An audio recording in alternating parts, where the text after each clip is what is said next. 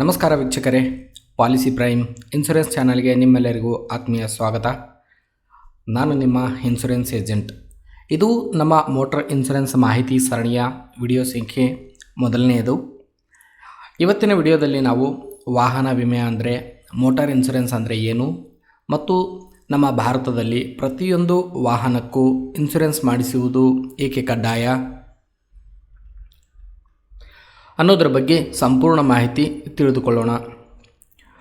ನಾವೆಲ್ಲರೂ ಆಸೆಪಟ್ಟು ಕಷ್ಟಪಟ್ಟು ಹಣ ಕೂಡಿಟ್ಟು ಒಂದು ಕಾರು ಅಥವಾ ಬೈಕನ್ನು ಖರೀದಿ ಮಾಡ್ತೀವಿ. ಆದರೆ ಆ ವಾಹನವನ್ನು ರಸ್ತೆಗೆ ಇಳಿಸೋ ಮುನ್ನ ಅದಕ್ಕೊಂದು ರಕ್ಷಣೆ ಬೇಕೇ ಬೇಕು. ಅದೇ ಮೋಟರ್ ಇನ್ಶೂರೆನ್ಸ್. ಸರಳವಾಗಿ ಹೇಳಬೇಕಂದ್ರೆ ಮೋಟಾರ್ ಇನ್ಶೂರೆನ್ಸ್ ಅನ್ನೋದು ವಾಹನ ಮಾಲೀಕರು ಮತ್ತು ಇನ್ಶೂರೆನ್ಸ್ ಕಂಪನಿಯ ನಡುವಿನ ಒಂದು ಒಪ್ಪಂದ. ನೀವು ಪ್ರತಿ ವರ್ಷ ಒಂದು ನಿರ್ದಿಷ್ಟ ಮೊತ್ತವನ್ನು ಅಂದರೆ ಪ್ರೀಮಿಯಮನ್ನು ಕಂಪ್ನಿಗೆ ಕಟ್ತೀರಿ.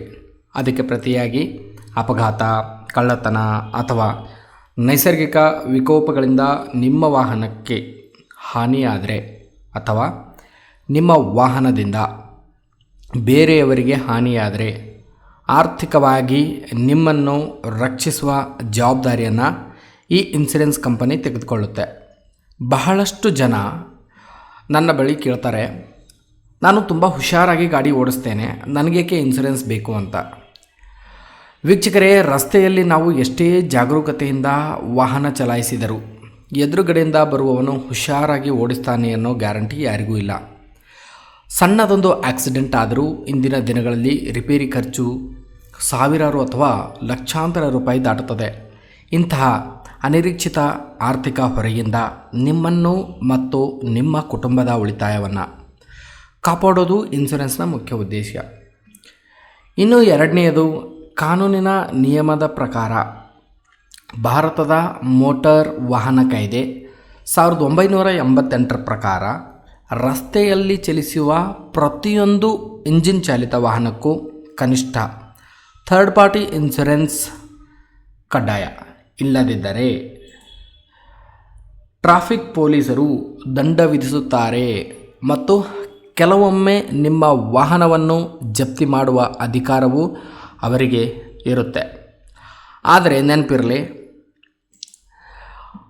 ಇನ್ಶೂರೆನ್ಸ್ ಮಾಡಿಸುವುದು ಕೇವಲ ಪೊಲೀಸರ ದಂಡದಿಂದ ತಪ್ಪಿಸಿಕೊಳ್ಳಲು ಅಲ್ಲ. ಇದು ನಿಮ್ಮ